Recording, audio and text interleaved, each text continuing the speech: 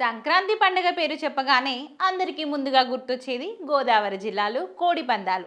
ఈ ఏడాది కూడా సంక్రాంతి కోడి పందాల కోసం గోదావరి జిల్లాలు సిద్ధమయ్యాయి. ఇప్పటికే నిర్వాహకులు పందెం బరులు సిద్ధం చేశారు. 3 రోజుల పాటు కోడి పందాల సందడి కనిపించనుంది. అయితే సంక్రాంతి కావడంతో కోడి పుంజులకు కూడా డిమాండ్ ఉంటుంది. ఈ క్రమంలో కోడి పుంజుల ధరలు కూడా భారీగానే ఉన్నాయి. ఏకంగా లక్షల్లో పలుకుతున్నాయి. కాకినాడ జిల్లాలో ఓ కోడి పుంజుకు భారీ ధర ఇస్తామని ఆఫర్ ఇచ్చారట. పెద్దాపురం మండలంలోని ఓ కోళ్ల ఫారంలో ఓ పందెం పుంజును పెంచుతున్నారు. ఈ పుంజు కొక్కిరాయి రకానికి చెందిందని చెప్తున్నారు. ఈ కోడి బరువు ఏకంగా 5 కిలోలు ఉంటుందట.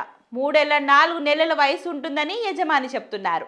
సంక్రాంతి సీజన్ కావడంతో ఇటీవల ఓ వ్యక్తి ఈ పుంజు కొనుగోలు చేసేందుకు భారీగా ఆఫర్ చేశారట. ఏకంగా ఈ పుంజు కోసం 3,50,000 ఇస్తామని అడిగారట. ఇంత ధర పలికిన యజమాని మాత్రం ఆ పుంజును అమ్మలేదు.